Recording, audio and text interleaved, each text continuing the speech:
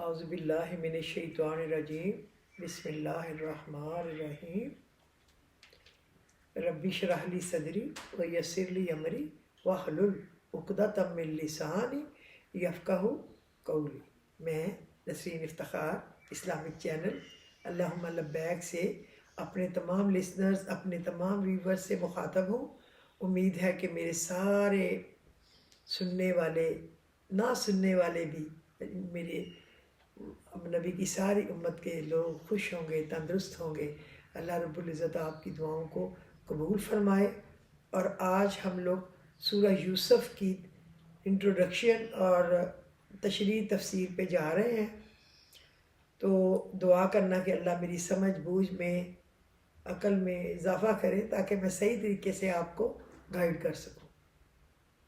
کل میرا کرنے کا دل تھا لیکن میری مصروفیت میں مجھے ٹائم نہیں مل سکا، تو آج میں اس کو کرنا چاہتی ہوں، جبکہ میں نے آگے سورہ رات تک آپ لوگوں کے لیے ریڈی کر کے رکھی ہوئی ہے۔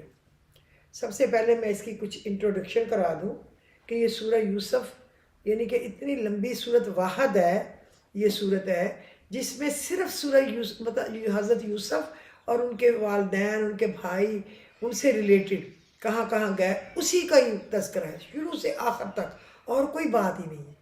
کوئی تو وجہ ہے کہ اللہ نے پوری ان کی سٹوری کو قطرہ قطرہ حرف بحرف بتایا ہے۔ یہ صورت بھی مکہ مکرمہ میں نازل ہوئی۔ بعض روایات میں ہے کہ کچھ یہودیوں نے حضرت سے یہ سوال کروایا تھا کہ بنو اسرائیل کے لوگ جو فلسطین کے باشندے تھے مصر میں جا کر کیوں آباد ہوئے؟ دیکھیں بہت بڑے مکار لوگ تھے وہ، انہوں نے اپنی طرف سے بہت بڑا سوال کیا تھا کہ ان کو کیا اگر یہ سچے نبی ہوں گے تو یہ بتا سکیں گے، ورنہ اور تو کوئی ذریعہ نہیں ہے جس سے ان کو کوئی مل سکے عطا پتہ، کوئی انٹروڈکشن ان کے متعلق۔ تو ابھی ٹیسٹ ہو جائے گا ان کا کہ یہ اصلی ہیں یا نعوذ باللہ اصلی نہیں ہے، جھوٹی اپنی تبلیغ کہہ رہے ہیں کہ میں نبی ہوں۔ تو انہوں نے کہا مصر میں جا کر کیوں آباد ہوئے؟ ان لوگوں کا خیال تھا کہ آپ کے پاس چونکہ بنی اسرائیل کی تاریخ معلوم کرنے کا کوئی ذریعہ ہے ہی نہیں ہے، اس لیے آپ اس سوال کا جواب نہیں دے پائیں گے، اور اس طرح آپ کے خلاف ایک پراپوگنڈا کرنے کا موقع مل جائے گا۔ معاذ اللہ، اللہ معاف کرے۔ سچے نبی ہیں، سچے نبی نہیں ہیں، اس سوال کے جواب میں اللہ نے یہ پوری سورہ یوسف نازل فرما دی آپ نبی کریم صلی اللہ علیہ وسلم کی رہنمائی کے لیے، جس میں پوری تفصیل اور وضاحت کے ساتھ حضرت یوسف کا واقعہ بیان کیا گیا۔ دراصل بنو اسرائیل کے جد امجد حضرت یعقوب علیہ السلام تھے، ان کے جد امجد جو تھے نا وہ حضرت یوسف کے والد حضرت یعقوب تھے۔ انہی کا دوسرا نام اسرائیل بھی تھا، ان کا نام یعقوب کے علاوہ اسرائیل بھی تھا۔ ان کے 12 بیٹے تھے، 12 صاحبزادے تھے۔ انہی کی نسل سے بنو اسرائیل کے 12 قبیلے بنے تھے۔ جب موسیٰ علیہ السلام کو کہا گیا عصا مارو تو 12 چشمے پھوٹ نکلے، وہ انہی یعقوب علیہ السلام کے 12 بیٹوں کے لیے جو ان کی نسلیں تھیں الگ الگ، تاکہ وہ اپنی اپنی گھاٹ کو پہچان لیں اور وہاں سے اپنا پانی لیں۔ بنو کے 12 قبیلے پیدا ہوئے۔ اس صورت میں بتایا گیا کہ حضرت یعقوب اپنے صاحبزادوں کے ساتھ فلسطین میں مقیم تھے، جن میں حضرت یوسف علیہ السلام اور ان کے بھائی بنیامین بھی شامل ہیں۔ ان دونوں کے ستیلے بھائیوں نے سازش کر کے حضرت یوسف علیہ السلام کو ایک کنویں میں ڈال دیا، جہاں سے ایک قافلے نے انہیں اٹھا کر مصر کے ایک سردار کے ہاتھ بھیج دیا۔ شروع میں وہ غلامی کی زندگی گزارتے رہے، لیکن اس واقعے کے تحت جس کی تفصیل اس صورت میں آ رہی ہے، اس سردار کی بیوی زلیخا نے انہیں گرفتار کر کے جیل میں بھجوا دیا۔ ٹھیک ہے، اللہ تعالیٰ کا کرنا ایسا ہوا کہ مصر کے بادشاہ کو ایک خواب کی صحیح تعبیر دینے پر بادشاہ ان پر مہربان ہوا، اور نہ صرف انہیں جیل سے باہر نکال کر باعزت بری کر دیا بلکہ انہیں اپنا وزیر خزانہ مقرر کیا۔ وَتُعِزُّ مَن تَشَاءُ وَتُذِلُّ مَن تَشَاءُ بِیَدِکَ الْخَیرُ اِنَّکَ عَلیٰ کُلِّ شَیْءٍ قدیر۔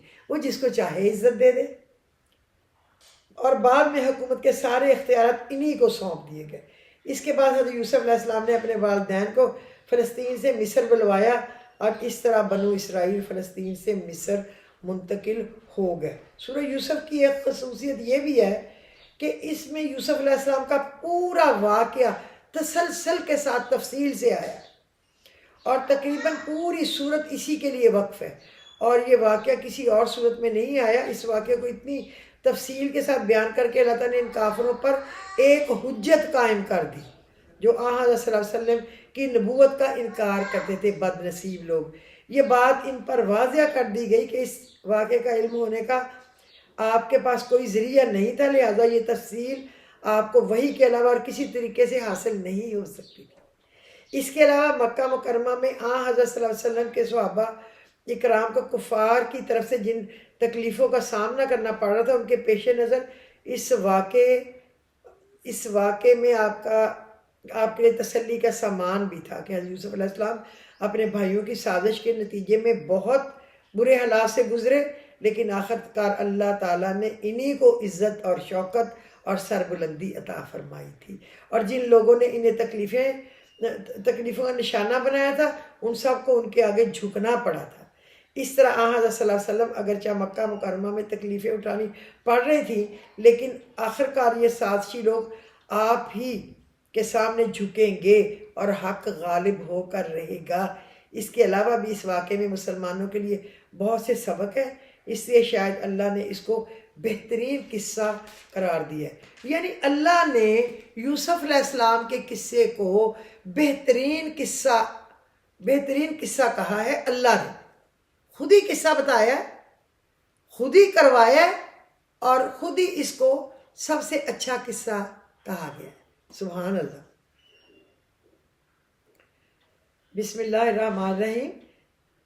دیکھیں اس میں ہے، یہ اس وقت کی بات ہے جب یوسف نے اپنے والد یعقوب علیہ السلام سے کہا تھا کہ ابا جان، میں نے خواب میں 11 ستارے اور سورج اور چاند کو دیکھا ہے۔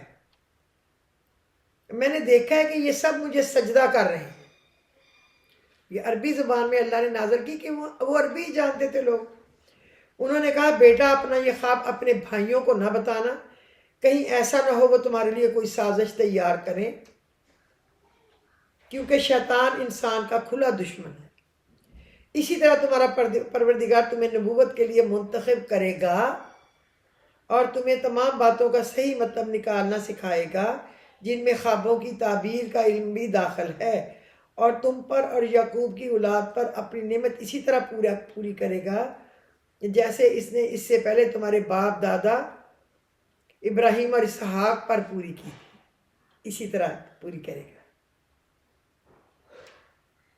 دیکھیں اللہ تعالیٰ نے کیا کیا کچھ۔ حضرت یعقوب علیہ السلام کو معلوم تھا کہ یوسف علیہ السلام نے جو خواب دیکھا ہے اس کی تعبیر یہ ہے کہ یوسف علیہ السلام کو اتنا اونچا مقام ملنے والا ہے کہ ان کے 11 بھائی اور ماں باپ کسی وقت ان کے مطیع اور فرما بردار ہو جائیں گے۔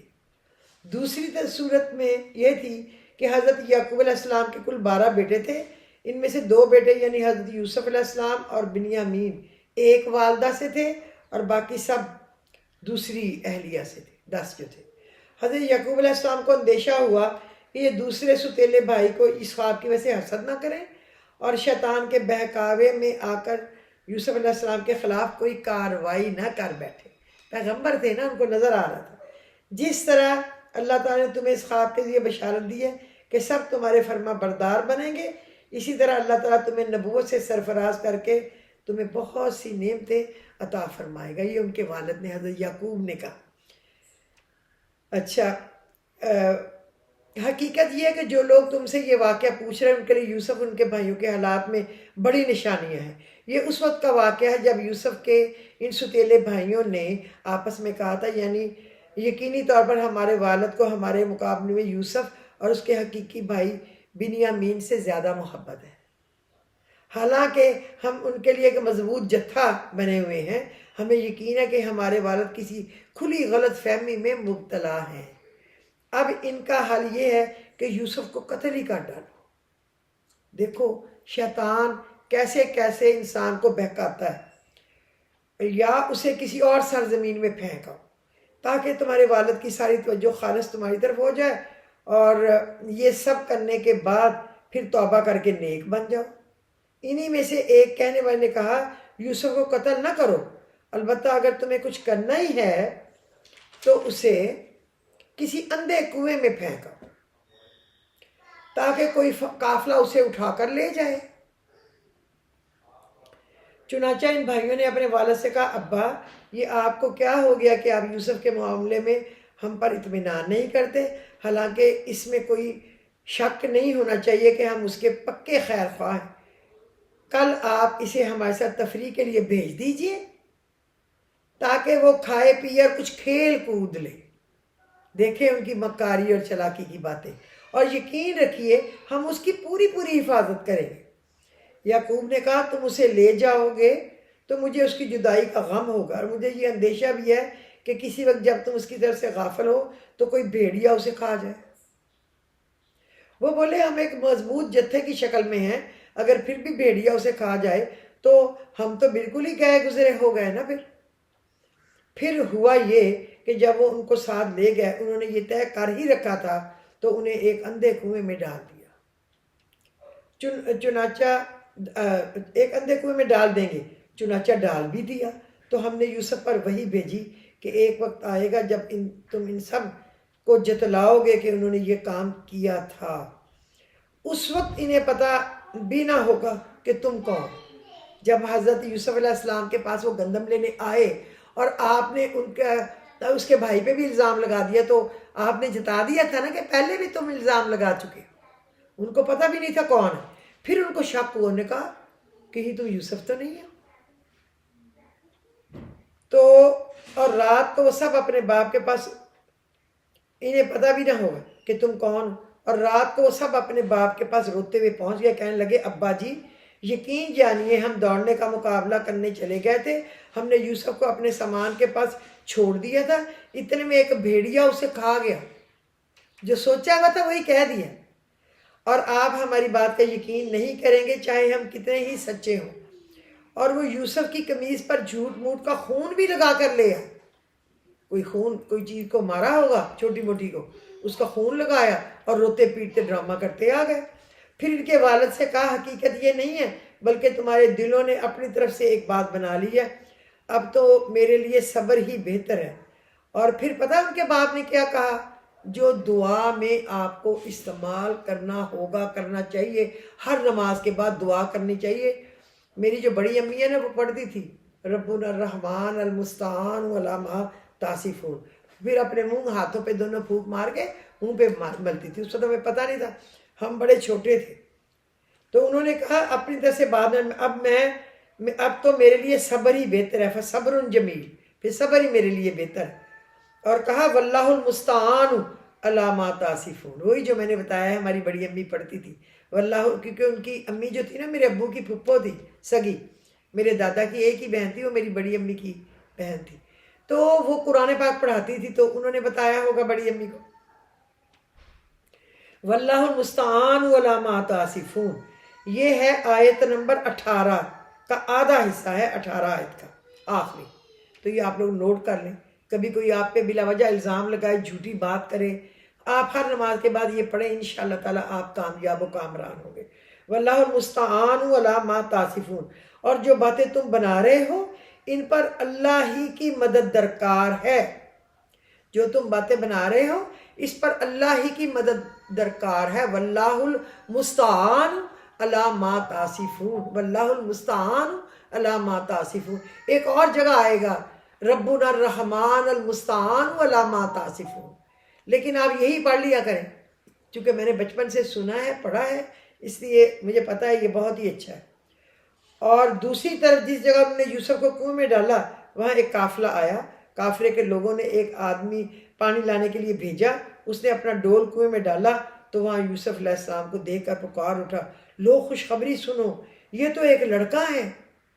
اور قافلے والوں نے انہیں ایک تجارت کا مال سمجھ کر چھپا لیا، اور جو کچھ وہ کر رہے تھے اللہ کو اس کا پورا پورا علم تھا، جو کچھ وہ چھپا کے کر رہے تھے وہ اللہ کی حکمت کے مطابق کر رہے تھے، کیونکہ اللہ نے ان کو مصر پہنچانا تھا، ایسے ہی کوئی زیادتی نہیں ہو رہی تھی۔ اور پھر انہوں نے یوسف کو بہت کم قیمت میں بیچ دیا، جو گنتی کے چند درہموں کی شکل میں تھے، اور ان کو یوسف سے کوئی دلچسپی نہیں تھی۔ اور مصر میں جس کے اچھا میری بات میں نے وہ جو واللہ المستعان وعلی ما تصفون، اگر کوئی جھوٹا الزام لگائے تو وہ آپ نے پڑھنا ہے 18 نمبر آیت کا آخری حصہ۔ قرآن کریم کے الفاظ سے تو بظاہر یہی معلوم ہوتا ہے کہ بیچنے والے قافلے ہی کے لوگ تھے اور یوسف علیہ السلام کو اپنے پاس رکھنے سے دلچسپی نہیں تھی، بلکہ ان کو بیچ کر جو قیمت ہاتھ آ جائے وہ اسے غنیمت سمجھتے تھے، کیونکہ مفت حاصل ہو رہی تھی، اس لیے جو کوئی خریدار ملا انہیں تھوڑی سی قیمت میں بیچ ڈالا۔ البتہ بعض روایات میں واقعے کی تفصیل یہ آئی ہے کہ حضرت یوسف علیہ السلام کے بھائیوں نے انہیں کنویں میں ڈال گئے تھے، لیکن بڑا بھائی یہودا روزانہ ان کی خبر گیری کے لیے آتا تھا اور کچھ تھوڑا بہت کھانا بھی پہنچا دیتا تھا۔ تیسرے دن جب انہیں کنویں میں نہ پایا تو تلاش کرنے وہ گیا تو قافلے والے مل گئے۔ اس موقع پر دوسرے بھائی بھی آ گئے۔ انہوں نے قافلے والے سے کہا کہ یہ ہمارا غلام ہے جو بھاگ گیا تھا، اگر تم چاہو تو ہم اسے تمہارے ہاتھ فروخت کر سکتے ہیں۔ چونکہ ان بھائیوں کا اصل مقصد تو یہ تھا کہ ان کے والد کی سرزمین سے دور کہیں دور چلا جائے، قیمت لینا اصل مقصد نہیں تھا، اس لیے انہوں نے یوسف علیہ السلام کو قافلے والوں کے ہاتھوں معمولی قیمت پر بیچ دیا۔ بائبل میں بھی بیچنے والے بھائی ہی تھے، کتاب میں انہوں نے قافلے والوں کو یوسف علیہ السلام کو فروخت کیا تھا۔ قرآن مجید زیادہ تفصیل نہیں بتاتا، تو واللہ عالم، بہتر تو اللہ ہی جانتا ہے۔ اور مصر کے جس آدمی نے انہیں خریدا اس نے اپنی بیوی سے کہا اس کو عزت سے رکھنا، مجھے لگتا ہے ہمیں فائدہ پہنچائے گا، یا پھر ہم اسے اپنا بیٹا بنا لیں گے، کیونکہ ان کے گھر اولاد نہیں تھی۔ اس طرح ہم نے اس سرزمین میں یوسف کے قدم جمائے۔ اب اللہ یہ جواب دے رہا ہے، جو پوچھے فلسطین سے مصر کیسے آئے، یہ اللہ نے وہ جواب دیا ہے ان کو، اس طرح آئے۔ اب سمجھ جاؤ کہ اللہ نے اس طرح اس کو بھیجا، خود ہی ترکیب چلا تاکہ انہیں باتوں کا صحیح مطلب نکالنا سکھائیں، اور اللہ کو اپنے کام پر پورا قابو حاصل ہے، لیکن بہت سے لوگ نہیں جانتے۔ یہ بھی ایک دعا ہے جو بہت میں نے پڑھی ہے، آپ کو بھی میں بتا دوں، واللہ غالب علی امرہ ولکن اکثر الناس لا یعلمون۔ واللہ غالب علی امرہ، اللہ ہی غالب ہے اپنا امر، اپنا حکم، اپنے کام کو پورا کرنے کے لیے اللہ غالب ہے، کوئی نہیں روکنے والا اس کو۔ وَلَكِنَّ أَكْثَرَ النَّاسِ لَا يَعْلَمُونَ، لیکن اکثر لوگ نہیں جانتے۔ اس کو آپ کسی بھی کام کے لیے پڑھیں، اللہ کامیابی دے گا۔ اور یہ سورہ یوسف کی آیت نمبر 21 ہے، 21، کہ اللہ اپنے کام پر پورا قابو حاصل ہے اللہ۔ واللہ غالب علی امرہ ولکن اکثر الناس لا یعلمون۔ کوئی کام آپ کو مشکل لگے، کوئی کام آپ کا پھنس جائے، نہیں نکل رہا، آپ اس کی کثرت کریں۔ یہ میں نے پڑھا ہوا ہے بہت زیادہ، واللہ غالب علی امرہ ولکن اکثر الناس لا یعلمون، 21 نمبر آیت۔ اور جب یوسف اپنی بھرپور جوانی کو پہنچے تو ہم نے انہیں حکمت اور علم عطا کیا، یعنی وہ خوابوں کی تعبیر بھی بتاتے تھے، وہ ہر کام کو حکمت سے سمجھتے اور جانتے تھے۔ اور جو لوگ نیک کام کرتے ہیں ان کو اللہ کہتا ہے میں اسی طرح بدلہ دیتا ہوں۔ اللہ تو دیتا ہے، وہ تو بڑھا چڑھا کے دیتا ہے۔ اور جس عورت کے گھر میں وہ رہتے تھے اس نے ان کو ورغلانے کی کوشش کی، یعنی زلیخا نے اس کو اپنی طرف بلایا جب وہ خوبصورت اور جوان لڑکا نکلا، اور سارے دروازوں کو بند کر دیا اور کہنے لگی آ بھی جاؤ۔ تو یوسف نے کہا اللہ کی پناہ، وہ میرا آقا ہے، اس نے مجھے بڑی اچھی طرح رکھا ہے۔ سبحان اللہ، سبحان اللہ۔ یہ وہی عزیز مصر کی بیوی ہے زلیخا، جس کا پیچھے ذکر گزرا ہے کہ اس نے کہا اس کو رکھو، ہم اپنا بیٹا بنا لیں گے، لیکن وہ عاشق ہوگی تو حضرت یوسف علیہ السلام کے غیر معمولی مردانہ حسن پر اتنی فریفتہ ہوئی کہ انہیں گناہ کی دعوت دے بیٹھی۔ قرآن کریم نے اس کا نام لینے کی بجائے یہ فرمایا کہ جس کے گھر میں وہ رہتے تھے، اس میں اشارہ یہ کہ حضرت یوسف علیہ السلام کے لیے اس کی فرمائش سے انکار اور بھی زیادہ مشکل تھا، کیونکہ اس کے گھر میں قیام پذیر تھے اور وہ ان پر ایک طرح سے حاکمانہ درجہ رکھتی تھی، لیکن اللہ کو شرم آئی ہے کہ وہ کیا زلیخا کا نام لے، جو کچھ حرکت اس نے کی۔ یہاں آقا سے مراد اللہ تعالیٰ بھی ہو سکتے ہیں اور وہ عزیز مصر بھی ہو سکتا ہے، جس نے انہیں اپنے گھر میں عزت سے رکھا ہوا تھا، اور مطلب یہ ہوگا کہ تم میرے آقا کی بیوی ہو اور میں تمہاری بات مان کر اس کے ساتھ خیانت کیسے کر سکتا؟ تو واستغفر اللہ۔ اس آیت کی تفسیر دو طریقے سے ممکن ہے۔ ایک یہ کہ حضرت یوسف علیہ السلام اپنے رب کی طرف سے ایک دلیل نہ دیکھ لیتے تو ان کے دل میں بھی اس عورت کی طرف جھکاؤ پیدا ہو جاتا، لیکن چونکہ اللہ کی طرف سے انہیں ایک دلیل نظر آئی، اس لیے ان کے دل میں اس عورت کے بارے میں کوئی برا خیال تک نہیں آیا۔ اور دوسرا مطلب یہ بھی ہوتا ہے کہ شروع میں ان کے دل میں بھی تھوڑا سا میلان پیدا ہوا تھا، جو کہ ایک بشری تقاضا ہے، مگر بقول حکیم الامت اشرف علی تھانوی رحمۃ اللہ علیہ اس کی بہترین مثال ایسی ہے جیسے پیاس کی حالت میں روزہ دار کو ٹھنڈا پانی دے کر طبعی طور پر اس کی طرف میلان تو پیدا ہوتا ہے، لیکن روزہ توڑنے کا بالکل ارادہ نہیں ہوتا۔ اس طرح غیر اختیاری طور پر حضرت یوسف علیہ السلام کے دل میں بھی میلان پیدا ہوا۔ اگر وہ اپنے رب کی دلیل کو نہ دیکھ لیتے تو میلان آگے بھی بڑھ سکتا تھا، لیکن اپنے رب کی دلیل دیکھنے کے بعد وہ غیر اختیاری جھکاؤ سے آگے نہیں بڑھے۔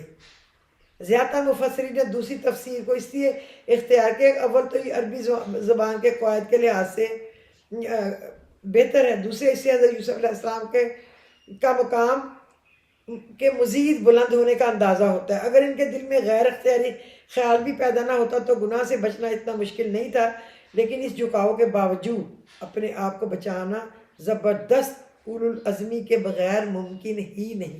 کوئی عورت ساتھ تالے لگائے، کنڈیاں لگائے اور اپنی طرف بلائے، کھینچے، تو انسان تو جائے گا نا اس کی طرف، اگر اللہ نہ اس کو سمجھا لے۔ اور قرآن و حدیث سے معلوم ہوتا ہے کہ دل کے تقاضے کے باوجود اللہ کے خوف سے اپنے آپ پر قابو رکھنا اور گناہ سے بچنا بہت بڑے ثواب کی دلیل ہے، ثواب کا کام ہے۔ اب یہ سوال رہ جاتا ہے کہ وہ دلیل کیا تھی جسے اللہ نے اپنے رب کی دلیل سے تعبیر کیا۔ اس سوال کا واضح اور بے غبار جواب یہ ہے کہ اس سے مراد اس عمل کے گناہ ہونے کی دلیل ہے جس کی طرف انہوں نے دھیان رکھا اور گناہ سے محفوظ رہے۔ بعض روایت میں اس کی تفسیر یہ بھی آئی ہے کہ اس وقت اپنے والد ماجد حضرت یعقوب علیہ السلام کی صورت دکھائی گئی کہ وہ میں پیغمبر کا بیٹا ہوں۔ حضرت یوسف علیہ السلام اس عورت سے رخ موڑ کر دروازے کی طرف بھاگ رہے تھے۔ عورت نے پیچھے سے انہیں پہلے میں ترجمہ بتا دوں۔ سچی بات یہ ہے کہ جو لوگ ظلم کرتے ہیں انہیں فلاح حاصل نہیں ہوتی۔ اس عورت نے تو واضح طور پر یوسف کے ساتھ برائی کا ارادہ کیا تھا، اور یوسف کے دل میں بھی عورت کا خیال آ چلا تھا۔ اگر وہ رب کی دلیل کو نہ دیکھ لیتے، ہم نے ایسا کیا کہ برائی اور بے حیائی کا رخ پھیر دیں، بے شک ہمارے منتخب بندوں میں سے تھے۔ اور یوں دونوں آگے پیچھے دروازے کی طرف دوڑے، اور اس کشمکش میں اس عورت نے ان کی قمیض کو پیچھے سے پھاڑ ڈالا۔ اتنے میں دیکھیں پیچھے سے انہیں کھینچنا چاہا اور قمیض پیچھے سے پھٹ گئی یوسف علیہ السلام کی۔ اب دونوں نے اس عورت کے شوہر کو دروازے پر کھڑا پایا۔ حضرت یوسف علیہ السلام اور زلیخا دونوں نے اس کے شوہر کو دیکھا کہ وہ دروازے میں ہی کھڑا ہے۔ اس عورت نے فوراً بات بنانے کے لیے اپنے شوہر سے کہا، دیکھو جو کوئی تمہاری بیوی کے ساتھ برائی کا ارادہ کرے اس کی سزا اس کے سوا اور کیا ہو سکتی ہے کہ اسے قید کر دیا جائے یا کوئی اور دردناک سزا دی جائے۔ اس نے 1 منٹ میں جھوٹی کہانی گھڑ لی، دروازے تالے خود لگائے، کھینچا خود، دعوت خود دی، اور جو ہی خاوند کی نظر میں وہ پکڑی گئی تو اس نے یوسف علیہ السلام کا کہا، دیکھو یہ تمہاری بیوی پہ ہاتھ ڈالنے لگا تھا جبکہ تمہارے اس پہ احسانات ہیں۔ ایسے حضرت یوسف نے کہا جو عورت میں اتنا مکر ہوتا ہے، ہر عورت اتنا مکر ہوتا ہے کہ کئی مرد اگر مکار ہوں تو وہ عورت کے مکر کے مطابق کچھ بھی نہیں، وہ ان 100 مردوں کا مکر، عورت اتنی مکرولی ہے، عورت اتنی مکار ہوتی ہے، ہر عورت۔ جو کوئی تمہاری بیوی کے ساتھ برائی کا ارادہ کرے اس کی سزا ان کے سوا اور کیا ہے، اسے قید کر دیا جائے یا کوئی دردناک سزا دی جائے۔ یوسف نے کہا یہ خود تھی جو مجھے ورغلا رہی تھی۔ انہوں نے کتنی شرافت سے جواب دیا کہ یہ خود ہی تھی جو مجھے ورغلا رہی تھی۔ اور اس عورت کے خاندان ہی میں سے ایک گواہی دینے والے نے یہ گواہی دی اگر یوسف کی قمیض سامنے سے پھٹی ہوئی ہے تو عورت سچ کہتی ہے اور وہ جھوٹے ہیں یوسف، اور اگر ان کی قمیض پیچھے سے پھٹی ہوئی ہے تو عورت جھوٹ بولتی ہے اور یوسف سچے ہیں۔ پھر جب شوہر نے دیکھا کہ ان کی قمیض پیچھے سے پھٹی ہے تو اس نے کہا یہ تم عورتوں کی مکاری ہے۔ دیکھا نا، اس میں قرآن میں آ گیا، اس کے شوہر نے کہا یہ تم عورتوں کی مکاری ہے، واقعی تم عورتوں کی مکاری بڑی سخت ہے۔ اس لیے کہتے ہیں عورتوں کی مکاری سے ہمیشہ پناہ مانگو، یا اللہ عورتوں کی مکاری سے بچانا۔ ہمارے نبی کریم صلی اللہ علیہ وسلم نے بھی کہا دعا کرو یا اللہ عورتوں کی مکاری سے بچانا، یا اللہ عورتوں کی مکاری سے بچانا، کیونکہ یہ گھر توڑ دیتی ہیں، الگ الگ بھائیوں کو الگ الگ کر دیتی ہیں، ماں باپ سے الگ الگ کر دیتی ہیں، بہن بھائیوں سے الگ الگ کر دیتی ہیں۔ یہ قرآن بتا رہا ہے، ساری عورتیں جن میں بھی شامل۔ اندہم من قید کنہ ان قید کنہ عظیم، یہ کہا یہ تم عورتوں کی مکاری ہے، واقعی تم عورتوں کی مکاری بڑی سخت ہے۔ یوسف نے اس بات کا کچھ خیال نہ کرو، یوسف تم اس بات کا کچھ خیال نہ کرو، اور اے عورت تم اپنے گناہ کی معافی مانگو، یقیناً تو ہی خطا کار تھی۔ اور شہر میں کچھ عورتیں باتیں بنانے لگ گئیں کہ عزیر کی بیوی اپنے نوجوان غلام کو ورغلا رہی ہے۔ اللہ تعالیٰ نے حضرت یوسف علیہ السلام کی بے گناہی عزیز مصر پر واضح کر دی۔ یہ انتظام فرمایا کہ خود زلیخا کے خاندان کے ایک شخص نے سچ اور جھوٹ کا فیصلہ کرنے کے لیے ایسی علامت بتائی جس کی معقولیت سے کوئی انکار نہیں کرتا۔ اس کا کہنا تھا اگر یوسف علیہ السلام کی قمیض سامنے سے پھٹی ہے تو یہ اس بات کی علامت ہے کہ ہوگی کہ وہ عورت کی طرف بڑھنا چاہتے تھے، تو عورت نے روکا ہے کہ میرے پاس نہ ہو۔ عورت نے اپنے بچاؤ کے لیے ہاتھ بڑھایا، اس کشمکش میں ان کی قمیض پھٹ گئی۔ لیکن اگر وہ پیچھے سے پھٹی ہے تو اس کا مطلب ہے وہ آگے بھاگ رہے تھے، زلیخا ان کا پیچھا کر رہی تھی، وہ چاہ رہی تھی کہ یہ میرے پاس آئے، اور زلیخا ان کا پیچھا کر کے انہیں روکنا چاہتی تھی اور انہیں اپنی طرف کھینچنے کی وجہ سے قمیض پھٹ گئی۔ تو یوسف علیہ السلام کی قمیض پیچھے سے ہی پھٹی تھی، زلیخا ہی ان کو کھینچ رہی تھی اپنی طرف۔ اول یہ بات ہی نہایت معقول تھی، دوسرے بعض احادیث سے معلوم ہوتا ہے کہ یہ گواہی زلیخا کے خاندان کے ایک چھوٹے سے بچے نے دی تھی۔ یہ بھی کہا گیا ہے، ایک تو کہا اس کے خاندان میں سے کسی نے دی، ایک جگہ آیا ہے کہ ایک بچے کو اللہ نے زبان دے دی، چھوٹے سے دودھ پیتے بچے کو اس نے بول کے بتا دیا، جو ابھی بولنے کے قابل نہیں تھا، لیکن اللہ نے یوسف علیہ السلام کی بے گناہی ثابت کرنے کے لیے اسے بولنے کی طاقت عطا فرما دی، جیسے عیسیٰ علیہ السلام کو عطا فرمائی تھی۔ غیر اس ناقابل انکار ثبوت کے بعد عزیر مصر کو یقین ہو گیا سارا قصور اس کی بیوی زلیخا کا ہی ہے، اور حضرت یوسف علیہ السلام بالکل بے گناہ ہے۔ عزیر مصر کو یقین ہو گیا تھا شرارت اس کی بیوی کی تھی، لیکن شاید بدنامی کے خوف سے اس نے بات کو پوشیدہ رکھا۔ بےزتی تو بہت ہونی تھی نا اگر عزیر مصر کا سب لوگوں میں مشہور ہو جاتا کہ اس کی بیوی نے یوں اس جوان لڑکے کو کھینچ کے اپنی طرف کرنے کی کوشش کی ہے اور 7 تالے لگائیں۔ تو عورتیں باتیں کرنے لگیں، تو اس نوجوان کی محبت نے اسے فریفتہ کر لیا ہے۔ ہمارے خیال میں تو یقینی طور پر وہ کھلی گمراہی میں مبتلا ہے۔ چنانچہ جب اس عزیر کی بیوی نے اس عورتوں کے مکر کی یہ بات سنی تو اس نے پیغام بھیج کر اس نے اپنے گھر بلوایا۔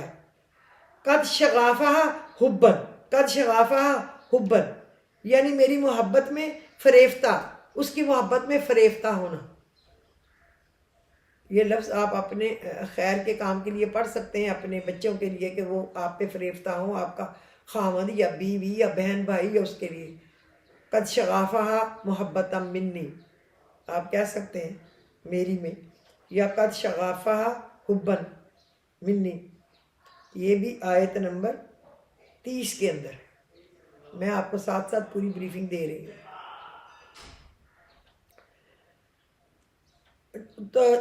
تو اس کے پیغام بھیج کر نے اپنے گھر بلوایا اور ان کے تکیوں والی نشست تیار کی، ان میں ہر ایک کے ہاتھ میں ایک تیز چاقو دے دیا، اور یوسف سے کہا ذرا باہر نکل کر ان کے سامنے آ جاؤ۔ اب جو ان عورتوں نے یوسف کو دیکھا تو انہیں حیرت انگیز حد تک حسین ترین پایا، اور ان کے حسن سے مبہوت ہو کر اپنا ہاتھ کاٹ ڈالے. سیب کاٹنے کی بجائے وہ تیز چھریاں اپنے ہاتھوں پہ کاٹ کے ساری عورتوں نے اپنے ہاتھ ہی کاٹ ڈالے اور بول اٹھی ہاشا ہاشا اللہ، یہ شخص کوئی انسان نہیں ہے، یہ ایک قابل تکریم فرشتے کے سوا یہ کچھ اور نہیں ہو سکتا. عزیر کی بیوی نے کہا اب دیکھو یہ ہے وہ شخص جس کے بارے میں تم نے مجھے طعنے دیے. یہ بات واقعی سچ ہے کہ میں نے اپنا مطلب نکالنے کے لیے اس پر ڈورے ڈالے مگر یہ بچ نکلا. اگر یہ میرے کہنے پر عمل نہیں کرے گا تو میں اسے قید کروا دوں گی. اس نے اس غصے میں ان کو قید کروا دیا اور یہ ذلیل ہو کر رہے گا. یہ بھی کہا یہ حضرت یوسف کو نعوذ باللہ کہ میں اس کو قید کرا دوں گی، میرے قابو میں نہیں آتا، میرا کہنا نہیں مانتا، میرے عشق میں گرفتار نہیں ہوتا، میں اس کو قید جیل میں ڈلوا دوں گی کوئی الزام ڈال کے اور یہ ذلیل ہو جائے گا. یوسف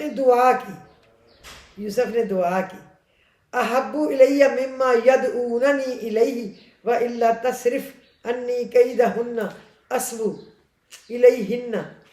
تو کیا دعا کی انہوں نے؟ یوسف نے دعا کی یا رب یہ عورتیں مجھے جس کام کی طرف دعوت دے رہی ہیں اس کے مقابلے میں قید خانہ مجھے پسند ہے، یعنی اس سے بہتر ہے مجھے قید ہی کر دے. اگر تو نے مجھے ان کی چالوں سے محفوظ نہ کیا تو میرا دل بھی ان کی طرف کھینچنے لگے گا. اللہ معاف کرے، اللہ شیطانی طاقتوں سے بچائے. ان عورتوں کی اس بات کو مکر شاید اس لیے کہا گیا ہے کہ وہ خیر خواہی کی وجہ سے یہ باتیں نہیں بنا رہی تھی بلکہ محض زلیخا کو بدنام کرنا مقصود تھا. انہوں نے حضرت یوسف علیہ السلام کے حسن و جمال کی شہرت سن کر یہ باتیں اسی لیے کی ہوں کہ زلیخا ان کو بھی دیدار کا موقع فراہم کر دے. ان کی مہمان نوازی کے لیے پھل دسترخوان پر رکھے گئے اور چاقو انہیں کاٹنے کے لیے دیگر، لیکن شاید زلیخا کو یہ اندازہ تھا کہ جب یہ عورتیں یوسف کو دیکھیں گی تو چاقو بے خودی میں ان کے ہاتھوں پر چل جائیں گے. تو وہ ہو گیا. بعض روایت میں کہ ان عورتوں نے جو پہلے زلیخا کو ملامت کر تھی حضرت یوسف علیہ السلام کو دیکھنے کے بعد یوسف علیہ السلام کو نصیحت کرنی شروع کر دی کہ تمہیں اپنی مالکہ کا کہنا ماننا چاہیے. بعض روایت میں ہے کہ معلوم ہوتا ہے کہ ان عورتوں میں سے بھی کچھ نے انہیں تنہائی میں نصیحت کے بہانے بلا کر گناہ کی دعوت ہی دے ڈالی اور عورتوں نے بھی. اس لیے حضرت یوسف علیہ السلام نے اپنی دعا میں صرف زلیخا کا نہیں تمام عورتوں کا ذکر کیا کہ اللہ تو مجھے ان عورتوں کے چالوں سے بچا لے، اس سے اچھا ہے مجھے قید ہی کر دے ورنہ یہ عورتیں مجھے گناہ گار نہ کر ڈالیں. تو میرا دل بھی ان پر کھینچے گا اور جو لوگ جہالت کے کام آتے ہیں ان میں میں بھی شامل ہو جاؤں گا. چنانچہ یوسف کے رب نے ان کی دعا قبول کی اور ان عورتوں کی چالوں سے انہیں محفوظ رکھا. بے شک وہی ہے جو ہر بات کو جاننے والا اور سننے والا ہے. پھر ان لوگوں نے یوسف کی پاک دامنی کی بہت سی نشانیاں دیکھ لینے کے بعد بھی مناسب یہی سمجھا کہ انہیں ایک مدت تک قید میں ہی بھیج دے. اور یوسف کے ساتھ 2 اور نوجوان قید میں داخل ہوئے. ان میں سے ایک نے ایک دن یوسف سے کہا میں نے خواب میں اپنے آپ کو دیکھتا ہوں کہ شراب نچوڑ رہا ہوں. خواب میں اس نے دیکھا جو اور 2 لڑکے بھی گئے تھے نا ادھر جیل میں، انہوں نے خواب دیکھا کہ میں شراب نچوڑ رہا ہوں.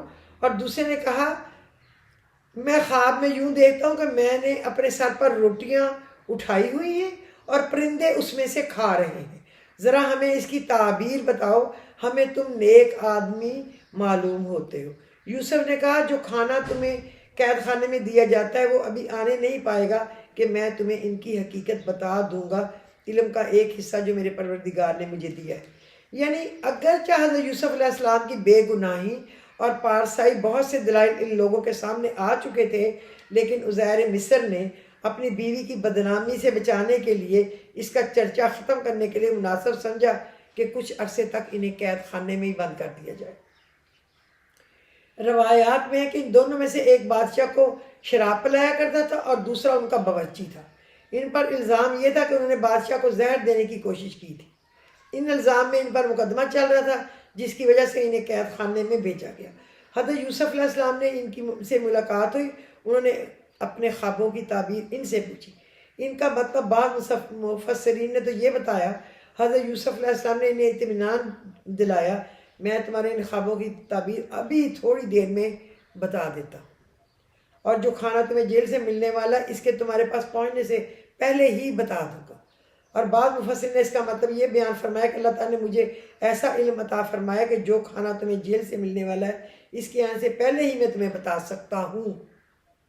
اور اللہ نے ان کو عطا فرمایا ہوا تھا، جو خواب انہوں نے اپنے باپ کو سنایا تھا وہ یہی تھا۔ تو ان کے باپ نے کہا تھا تم خوابوں کی تعبیر بھی سچ بتایا کرو گے اور سب تمہارے آگے جھک جائیں گے اور تم بادشاہ بنو گے اور نبی بنو گے۔ اس مرتبہ کون سا کھانا تمہیں دیا جائے گا، یعنی اللہ تعالیٰ نے مجھے بہت سی باتیں وحی کے ذریعے بتا دیتے ہیں۔ یہ بات آپ نے اس لیے ارشاد فرمائی کہ آپ ان دونوں کو توحید کی دعوت دینا چاہتے تھے اور ان کو آپ کے علم کا پتہ چلنے سے اس بات کی امید تھی کہ وہ آپ کی بات کو غور سے سنیں گے۔ ان کو معلوم ہوا کس دین کی کوئی بات بنانی ہوتی ہے تو اس کے دل میں اپنا اعتماد پیدا کرنے کے لیے اگر کوئی شخص اپنے علم کا اظہار کر دے اور محض بڑائی جتانا مقصود نہ ہو تو ایسا اظہار کیا جا سکتا ہے۔ تو انہوں نے کہا پروردگار نے مجھے علم عطا فرمایا ہے، مگر اس سے پہلے میری ایک بات سنو۔ بات یہ ہے کہ میں نے ان لوگوں کا دین چھوڑ دیا جو اللہ پر ایمان نہیں رکھتے اور جو آخرت کے منکر ہیں، اور میں نے اپنے باپ دادا ابراہیم، اسحاق اور یعقوب کے دین کی پیروی کی ہے۔ ہمیں یہ حق نہیں ہے کہ اللہ کے ساتھ کسی بھی چیز کو شریک ٹھہرائیں۔ یہ توحید کا عقیدہ ہے، ہم پر اور تمام لوگوں پر اللہ کے فضل کا حصہ ہے، لیکن اکثر لوگ اس نعمت کا شکر ادا نہیں کرتے۔ اے میرے قید خانے کے ساتھیوں، کیا بہت سے متفرق رب بہتر ہیں یا ایک رب جس کا اقتدار سب پر چھایا ہوا ہے؟ اس کے سوا جس کی تم عبادت کرتے ہو ان کی حقیقت چند ناموں سے زیادہ نہیں جو تم نے اپنے باپ داداؤں نے سن کر رکھ لی ہیں۔ اللہ نے ان کے حق میں کوئی دلیل نہیں بھیجی، حاکمیت اللہ کے سوا کسی کو حاصل نہیں۔ اسی نے یہ حکم دیا کہ اس کے سوا کسی کی عبادت نہ کرو، یہی سیدھا راستہ ہے، لیکن اکثر لوگ نہیں جانتے۔ اچھا، یہ آیت نمبر ہے 40 نمبر آیت ہے۔ اس کا مطلب ہے اللہ نے ان کے حق میں کوئی دلیل، حاکمیت اللہ کے سوا کسی کو حاصل نہیں، اسی نے یہ حکم دیا ہے اس کے سوا کسی کی عبادت نہ کرو، یہی سیدھا دین ہے، لیکن اکثر لوگ نہیں جانتے۔ 40 نمبر آیت، یہ آپ اپنی دعاؤں کے لیے اس کو پڑھ سکتے ہیں۔ یا صاحب سجن، اے میرے قید کے ساتھیو، اما احدکما فیسفی ربہ خمرہ، اب اپنے خوابوں کی تعبیر سنو۔ میں تم سے ایک کا معاملہ تو یہ ہے کہ وہ قید سے آزاد ہو کر اپنے آقا کو شراب پلائے گا، رہا دوسرا اسے سولی دی جائے گی، یعنی پھانسی پہ چڑھایا جائے گا، سولی پہ لٹکایا جائے گا، جس کے نتیجے میں پرندے اس کے سر کو نوچ کر اس کا گوشت کھائیں گے۔ جس معاملے میں تم پوچھ رہے ہو اس کا فیصلہ اسی طرح ہو چکا ہے۔ ان دونوں میں سے جس کے بارے میں ان کا گمان تھا کہ وہ رہا ہو جائے گا، اس نے یوسف سے کہا اے آقا میرا ایک تذکرہ کر دینا، اس سے کہا اپنے آقا سے میرا تذکرہ کر دینا کہ میں خواب کی صحیح تعبیر دیتا ہوں، تاکہ اس کو خبر لگ جائے کہ یوسف علیہ السلام کو خواب کی تعبیریں اور سب کچھ پتہ ہے، سب کچھ اللہ اس کو بتا رہا ہے، تاکہ بادشاہ تک بات پہنچ جائے، پھر ہی وہ قید سے بچ سکتے تھے نا۔ پھر ہوا یہ کہ شیطان نے اس کو یہ بات بھلا دی کہ وہ اپنے آقا سے یوسف کا تذکرہ کرتا، چنانچہ وہ کئی برس قید خانے میں رہے، اور چند سال بعد مصر کے بادشاہ نے اپنے درباریوں سے کہا میں ایک خواب میں کیا دیکھتا ہوں، 7 موٹی تازی گائیں ہیں جنہیں 7 دبلی پتلی گائیں کھا رہی ہیں، نیز 7 خوشے ہرے ہیں اور 7 اور ہیں جو سوکھے ہوئے ہیں۔ اے درباریوں، اگر تم خواب کی تعبیر دے سکو تو میرے اس خواب کا مطلب بتاؤ۔ دیکھیں کتنا یہ سوچنے والا ہے۔ 7 موٹی گائیں ہیں جو سوکھی ہوئی پتلی گائے کو کھا رہے، 7 موٹی گائیں ہیں، 7 سوکھی ہیں، اور جو سوکھی گائیں ہیں وہ پلی ہوئی گاؤں کو کھا رہی ہیں، اور 7 سوکھے خوشے ہیں، اور 7 اور ہیں جو سوکھے ہوئے ہیں، 7 خوشے ہرے بھرے ہیں، 7 اور ہیں جو سوکھے ہوئے ہیں۔ اس کا مطلب بتا۔ انہوں نے کہا یہ پریشان قسم کے خیالات معلوم ہوتے ہیں اور ہم خوابوں کی تعبیر کے علم سے واقف بھی نہیں۔ اور ان دونوں قیدیوں میں سے جو ایک رہا ہو گیا تھا اس کو لمبے عرصے بعد یوسف کی بات یاد آئی۔ اس نے کہا میں آپ کو اس خواب کی تعبیر بتائے دیتا ہوں، بس مجھے یوسف کہ قید خانے میں بھیج دیجیے۔ چنانچہ قید سے آ کر پہنچ کر یوسف نے کہا، اس نے یوسف سے کہا، یوسف اے وہ شخص جس کی ہر بات سچی ہوتی ہے، تم ہمیں اس خواب کا مطلب بتاؤ کہ 7 موٹی تازی گائیں جنہیں 7 دبلی پتلی گائیں کھا رہی ہیں، اور 7 خوشے ہرے بھرے ہیں، اور 7 اور ہیں جو سوکھے ہیں، شاید میں لوگوں کے پاس واپس جا کر انہیں تعبیر بتا سکوں تاکہ وہ بھی حقیقت جان لیں۔ یوسف علیہ السلام نے کہا، تم 7 سال تک مسلسل غلہ زمین میں اگاؤ گے، اس دوران جو فصل کاٹو اس کو بالیوں میں ہی رہنے دینا، یعنی وہ جو اوپر سٹے سٹے سے جو ہم کہتے ہیں نا، اونچے اونچے، جس کے اندر دانے اللہ نے پیک کیے ہوتے ہیں، اس نے کہا وہ ان میں کچھ دانے نکالا کرنا، باقی ان کے اندر ہی رہنے دینا، سمجھ آئے، تاکہ وہ گندم ضائع نہ ہو جائے۔ بالیوں میں البتہ تھوڑا سا غلہ جو تم نے کھانے کے لیے کام ہے وہ نکال لیا کرو، پھر اس کے بعد تم پر 7 سال ایسے آئیں گے جو بڑے سخت ہوں گے، جو کچھ ذخیرہ تم نے ان سالوں کے واسطے جمع کر رکھا ہوگا اس کو کھا جائیں گے، ہاں البتہ تھوڑا سا حصہ جو تم محفوظ کر سکو گے وہ بچ جائے گا، اور پھر اس کے بعد 1 سال ایسا آئے گا جس میں لوگوں پر خوب بارش ہوگی اور اس میں انگور کا شیرہ نچوڑیں گے۔ اور بادشاہ نے کہا، اس کو یعنی یوسف کو میرے پاس لے آؤ۔ چنانچہ وہ اس کے پاس ایلچی پہنچا تو یوسف نے کہا، اپنے مالک کے پاس واپس آ جاؤ۔ اب یہاں تک کہ یہ میں نے آپ کو بتا دیا ہے وہ گندم کے خوشے اور اس کے متعلق تک۔ اب یہ تھوڑی سی جو رہ گئی ہے انشاءاللہ تعالی، انشاءاللہ العزیز وہ کل ہم آگے کر لیں گے، اور کیونکہ اس کے بعد پھر بہت تھوڑی رہ گئی ہے لیکن پھر بھی وہ لمبا ہو جائے گا، اس لیے میں چاہتی ہوں ابھی کچھ تو رہتا ہے نا، تو 5-6 رکوع کا رہتا ہے اور بڑا اچھا ہے۔ میں چاہتی ہوں کہ میں بڑی تفصیل سے آپ کو بتاؤں، اور اس میں کچھ ایسی دعائیں بھی ہیں جو میں انڈر لائن کی ہوئی ہیں، میں آپ کو بتاؤں گی کہ یہ میں نے پڑھی ہیں اور یہ کس کام کے لیے۔ اس میں حضرت یوسف کی دعا بھی ہے کہ جو انہوں نے اللہ تعالیٰ سے مانگی تھی کہ تو ہی رب ہے، تو ہی وہ ہے۔ میں آپ کو بتا بھی دیتی ہوں، یہیں پہ آئے گی، میں نے تو نشان لگا کے رکھی ہوئی ہے۔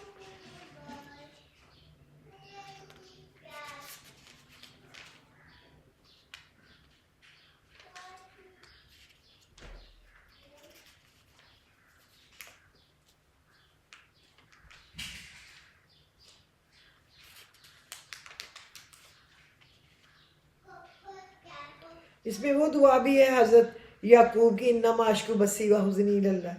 اس میں حضرت یوسف کی دعا بھی ہے، رب نہیں میں اب مجھے اس وقت یاد نہیں آ رہی، پھر ہی میں آپ کو بتاؤں گی کل، اس لیے مجھے اب آپ اجازت دے دیجئے، اور وہ آخر دعواہم ان الحمدللہ رب العالمین۔ میرا خیال ہے آپ کو آج کی یہ سورہ یوسف کی تفسیر بہت ہی پسند آئی ہوگی، انشاءاللہ بہت اچھی ہے۔